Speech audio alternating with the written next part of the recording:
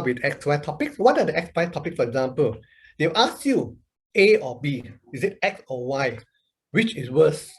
Failing or never trying? Is it more important? So they are expecting for you to tell them your opinion.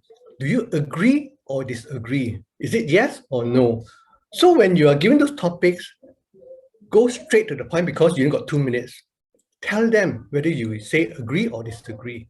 State your point, and this is the difference between the WH and XY topics. XY topic, when you just say, yes, I agree, smoking is bad. Most of the time we get stuck because you don't know how to expand it.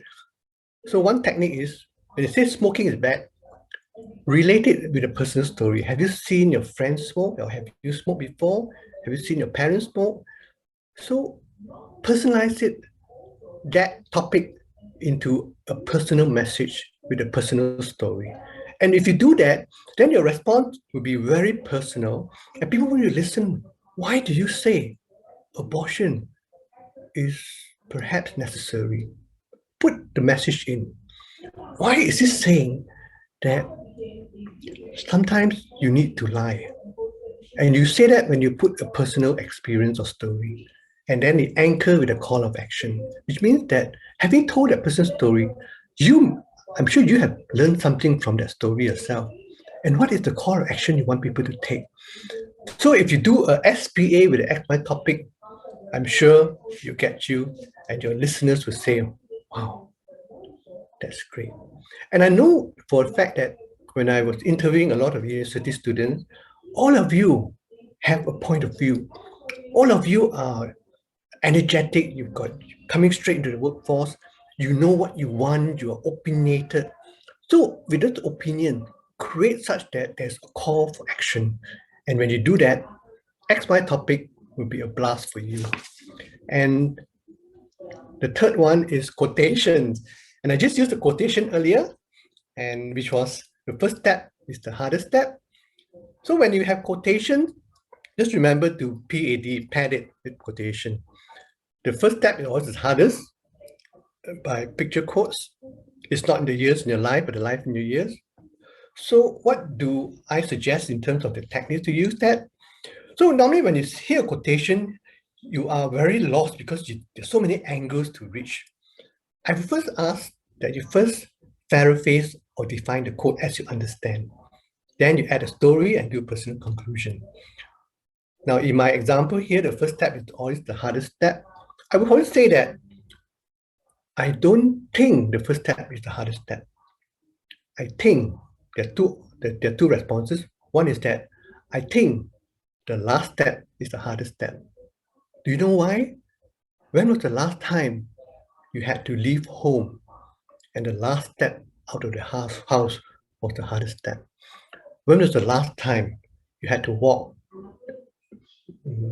Okay, I will not use that one. When was the last time when you had to say goodbye and as to step into the train, that last step was the hardest step? So you can have a twist to the story, or you can say that I don't think the first step is the hardest, it's the succeeding steps. Look at the cadets marching in rhythm. The first step is easy, but to march in rhythm and with energy, that succeeding steps are the hardest. So that could be one way to do it. And for example, years in your life and life in your years, what you could also use is that this is where you look at the topic and you pick up keywords and you can focus on the word life. Ladies and gentlemen, years in your life, life in your years. I think the key words here is the word life. And what does life mean? Life to me is love inspires, future excites. So you can use that and you build your story whenever quotation is thrown in front of you. And then for Malaysians, I use the word DLL, dan line. Anything that doesn't fit the first three, I call dan line, which is like certain topic just thrown to you. Smile. How in the world are you going to respond to smile? Black and white. So these are really out of the box topics, but it gives you an opportunity to try some of these techniques below, compare and contrast. So you compare smile and someone that doesn't smile. You do a cause and effect. You smile, this happens. You don't smile, what happens. Zoom in and zoom out is, for example, in this club, everyone smiles, and the impact in the club is amazing. So if I take that, zoom in and zoom out in this country or in this district, taking the smile. So you zoom in something very small and then you zoom out to apply the same application. And the third one is they use the reference called PRES. And PRES means that if they throw something, you can use this in the earlier techniques, in the earlier type of topic as well. When they ask you what, why, you just state the position, you give a reason why you say it, give example, and summarize. PRES is the most basic technique anyone can use anywhere and on any topics.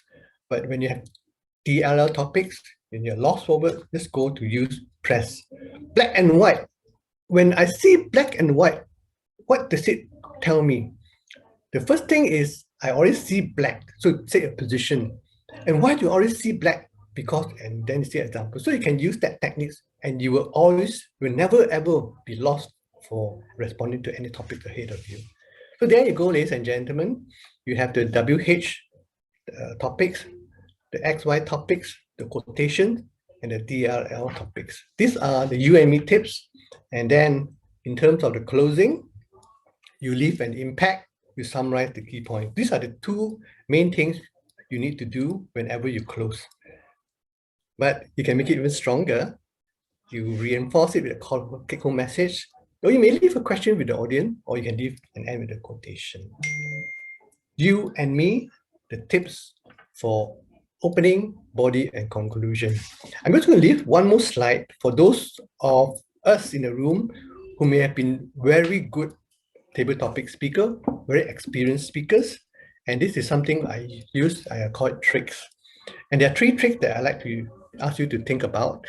I'm an NLP practitioner, and for NLP practitioner, we were told or we experienced that we are either very auditory driven, which means that auditory word triggers ideas in your mind, or you're very visual word trigger ideas in your mind. So depending on whether you are on one extreme, auditory or visual, or in between, leverage on those. If a technique thrown to you, topic thrown to you is so complicated, just latch on to some words that triggers your ideas. And then you'll be able to start to build your topic. So I heard the thunder, I rang the bell, chirping a bird. So when you hear this word, when you see this word, maybe the word thunder triggers an idea. And with thunder, I would be able to share, hey, thunder always brings out that energy, the emotions within me. You know, but someone who's a visual words trigger, when they see rainbows of colors or blue ocean, a splash of colors, those visual words that describe those words, and the rainbow, and ladies and gentlemen, the rainbows always have this feeling of the 7 colors in my mind. So it depends how you are. So I would ask for the more experienced one, try something different, consider to understand what words. And someone said keywords, yes, but look at the keywords that always triggers your ideas. Is it auditory or is it visual? This is important because if you know what your keywords are, you can also use your keywords as your anagrams, as your acronym, because you're very comfortable with that. So if an anagram given to you, PAT, so if you are a very auditory person, you will use those PAT as very action words. P, pat, A, act, T, tell. So if someone who's visual will use the visual words. So that's something to really understand to address it. And the last one, logos to pathos. We need to start with logical thinking, because you don't have a logical track to lead to the message. People will think you're very random. But with the logic, always try to bring it to the pathos, which is emotion, and to link from the logos to the pathos is the use of the retelling. So ladies and gentlemen, these are some of the tricks. And And the final slide is to then seal the topic. This is like, you haven't done it, always remember and ask yourself at the end of the session, did I seal it? Which means that, was there a structure that I've given to them? And when these people listen, do they see some structure? Do they see the use of PAD, SPA, SCW? Do they see that opportunities were demonstrated? Did they see the PAL? And did they feel that there is a call-in in my presentation, or my conversation? Structure is important because you have the structure, then the question you ask yourself, did the audience get my drift? Did they get the key message? If they forget everything else, did they feel what I'm trying to get them to feel? And was your topic arresting? Did it touch your heart? Message logical. So seal, in my opinion, is very important. And as you develop these techniques in your journey, you only become better. And the more you use the techniques, it becomes second hand, become part of you. You don't have this like, this topic X, Y, I will use. It becomes very natural. And that's when you can explore, combination of different soul, pet, spa, and then you make you interesting. So, ladies and gentlemen, I have completed my session. It's now 10:40. I think I will stop now, because if I were to go into the Kahoot, it might take a little bit longer. I don't want to hold you back, but I leave it to the MC to decide. You want to do a short quiz, or should I stop here? Over to you, Juan.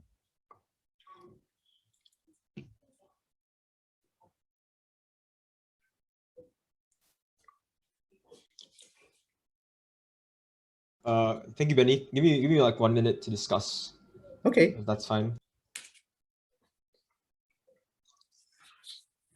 Or you can take the time to ask questions rather than do a quiz. Oh yeah, that would be fine as well. Any participants have any questions? You can ask Benny. In case you have any questions regarding his presentation, that would be great. There's a hand up by Luke. Oh, Lukman, is it?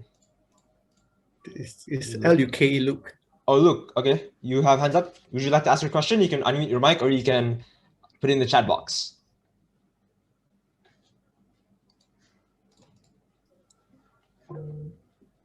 Luke, you have your hand up.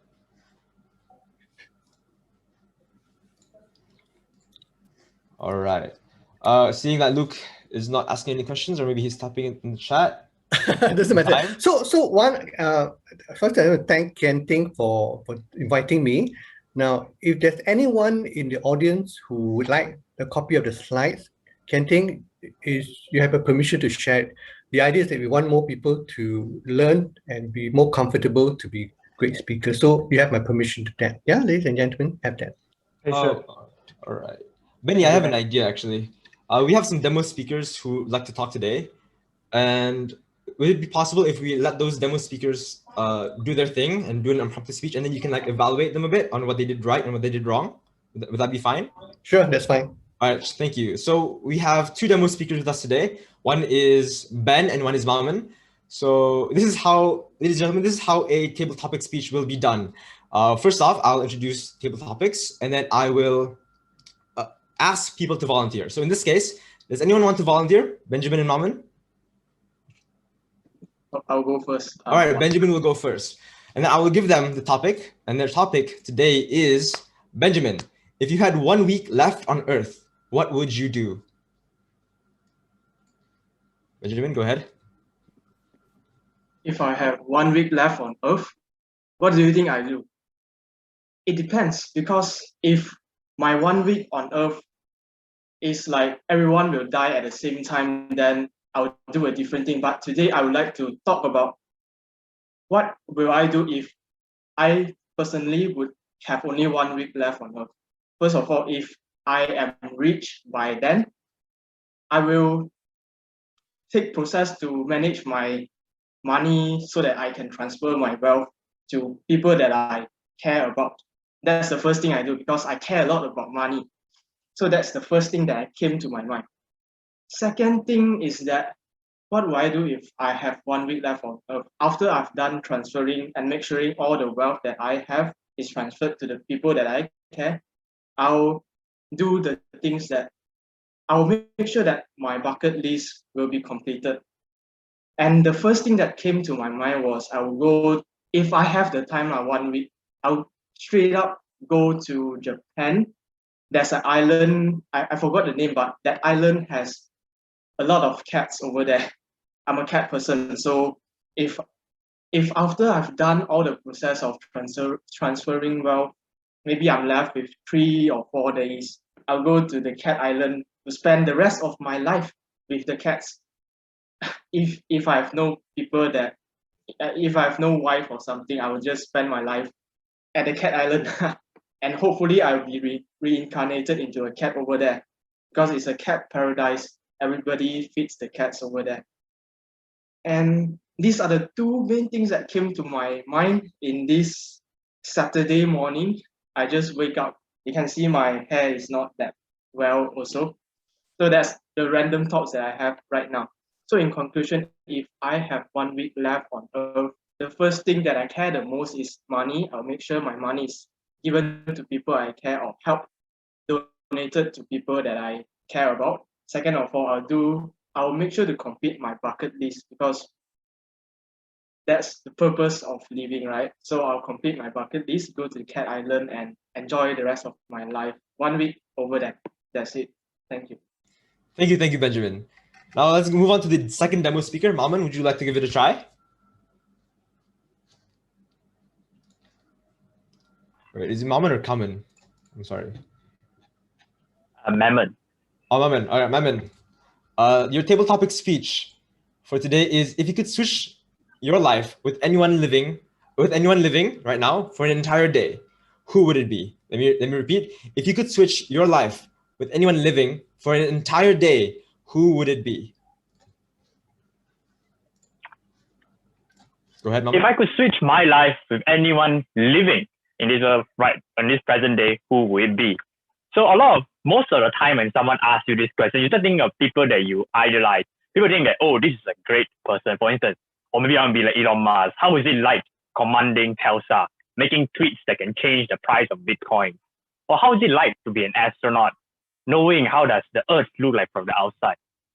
However, I tend to have a different view towards this matter, because usually what we see is what people want to show us.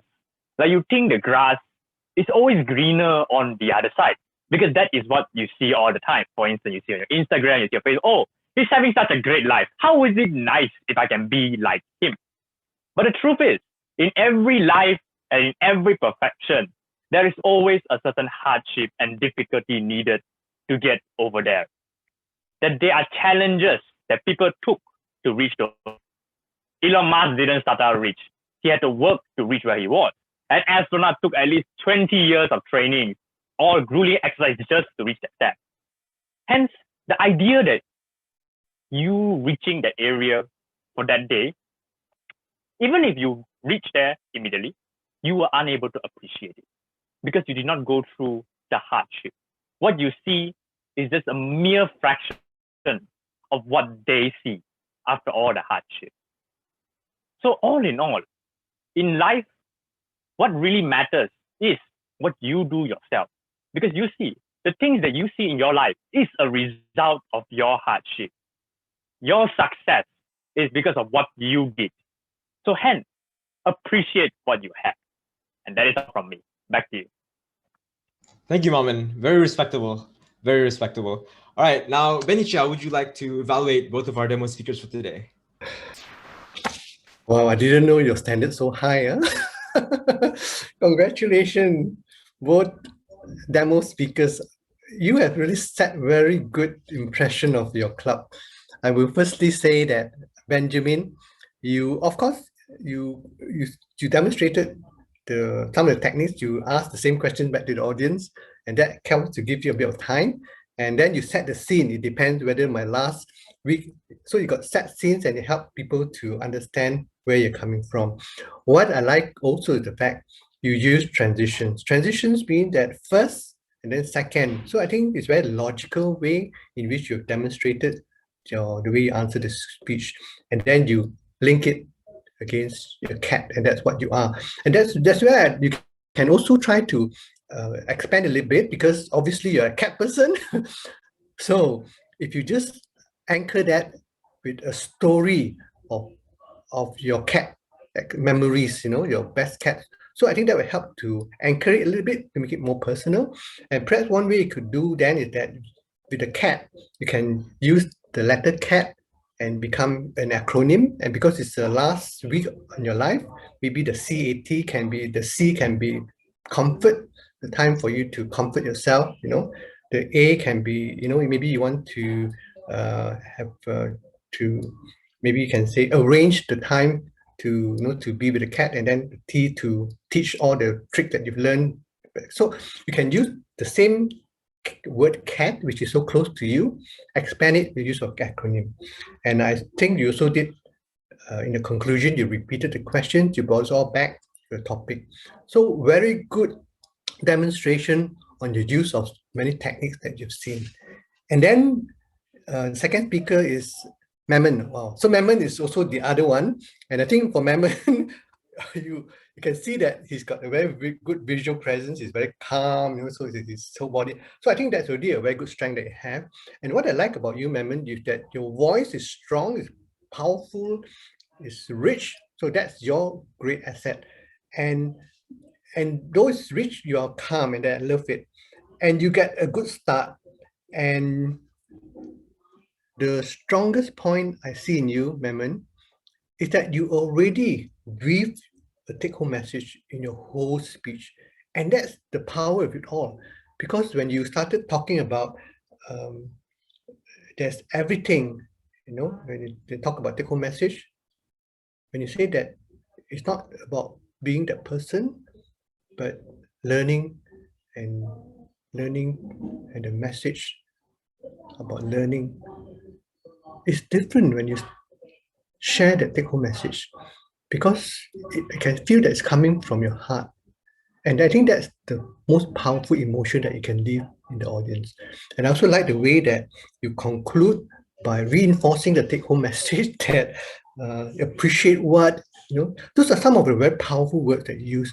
And therefore, from these two demonstrations, it shows that all you need to do is just remember, you ask at the end of the day, did the audience get your drift? And I certainly got the drift from Mammon. I also got the drift from Benjamin when talk about the cat. So if I just step back and I look at the two of you, I can always think of Benjamin when I see the cat, or think of the word cat, right? For Mammon, I can always feel the message that you want to say, because you always tell us to appreciate and learn and experience that. So a good demonstration.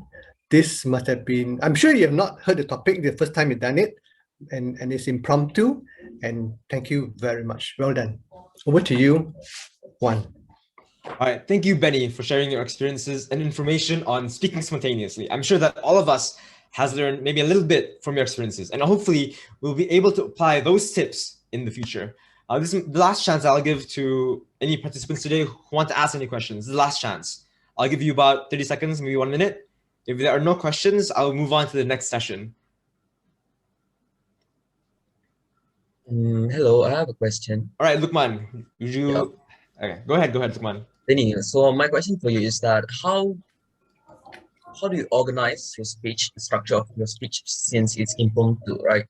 How do you organize your points so that you don't overshoot the time? Very good question. For those of you who know me, I always leverage upon one of the techniques that I feel very comfortable on, and that's anagram. You just give any 3-letter words, I can always create an anagram. Not anagram, acronym from that. I just try to use the cat, I can use live, and so it's something that I use very, very easily. And that's my technique to do that, because once you only talk in 3 points or 3 letters, you will usually keep within time. So you ask yourself, when the green light comes up, if you have shared your key points already, you know that you have kept within time, because once you see the incredible how, the remaining 1 minute is to just slow down, appreciate. So you reinforce the take-home message from the heart so that people will start to, like watching the sunset, let it sink in. So my point is that whenever you say anything, keep it maximum 3, the power of 3. Okay, hope that helps, Lukman. All right, thank you. Does that answer your question, Lukman? I believe so. All right, he nodded his head. Okay, thank you. Are there any other questions? I'll give about maybe 10 seconds, 15 seconds. You can ask in the chat box, or you can just unmute your mic. All right, seeing none yet, we'll move on to the next session, which is the table topic session. We've had the workshop by Benny, and we've shown you, the best way to create and execute great impromptu speeches. So now we'd like to introduce you to a very fun session that in the Toastmasters meeting is conducted every single meeting, and we call it the table topic session. And to all those participants who are now on YouTube or their mind has flown somewhere else, come back now and pay full attention to the session, as I may call out your name by random. And this is also your chance to win the cash prizes. Before that, let me say thanks, a big thanks to our demo speakers earlier who have shown how to do impromptu speeches. And I would also like, all right, Benny Chia, good luck. And I would also like to acknowledge Patricia, our distinguished Toastmasters today, for coming to this meeting. Hello, Patricia. Now, in the table topic session, you will be required to give a short speech on a random topic or prompt that I will be giving to you. This forces the speaker to think on their feet and create amazing speeches in their heads without much time to prepare. And in this session, everyone has the opportunity to volunteer and speak during the table topics, especially the participants of the workshop today. And it's going to be really, really fun. The best speakers will be given prizes, so do try your best. Today, as your table topics master, I will be giving prompts and topics that are fun, but still challenging. And it's similar to what Benny has shared earlier. Now, I need the help from the timer to do this. Timer, are you there? Timer? Yeah, I'm All ready. right, thank you, timer. Now, when you are giving your speech, ladies and gentlemen, please make sure that you pay attention to the timer, which is Kantang. Maybe you can pin him on your screen. Your table topic speech must be at least 1 minute and can be no more than 2 minutes. To indicate your time, you can see the timer and you will see a green light or a green signal on his background after 1 minute, which indicates your minimum time. A yellow signal at 1:30 and then a red signal at 2 minutes. After about 2 minutes and 30 seconds, he will start blinking his red light, indicating that you have to stop by that point. Right, I'm sure we're all clear by that. And for the evaluators of today, take note that you will be evaluating all 10 voluntary speakers for today. For the first evaluator, which I believe is Kamen, is it? Yep, okay, Kamen. You'll be evaluating the first 5 speakers. So the first 5 speakers, okay? And for Patricia, you will be evaluating the final 5. So we'll have a total of 10. Now, for the participants on this session, does anyone have any questions or concerns? All right, we're good, I think. No questions yet. All right, so again, I'll be asking you guys to volunteer, or I will be picking out names at random from the chat box or from the participants. So let's get started. Who wants to go first? Any volunteers to try out their impromptu speaking skills? From the participants of today.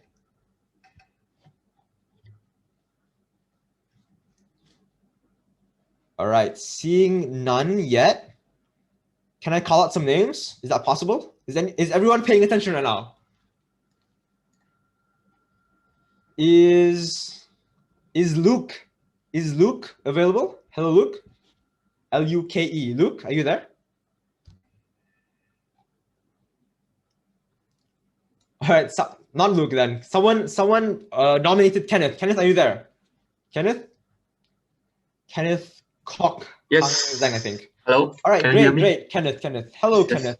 Hi. All right, so are you ready to do an impromptu speech right now? Yes, I'm very ready. All right, great, great. Let's go on to the first topic. Now, your topic, Kenneth, will be everybody is a genius, but if you judge a fish by its ability to climb a tree, it will live its whole life believing that it is stupid. Kenneth, go? Or can I start now? Or Yeah, sure. okay, everybody is a genius because all of us have different abilities and strengths. As an example, I know UM students are being puzzled by the e-proctoring system, right? Anyone is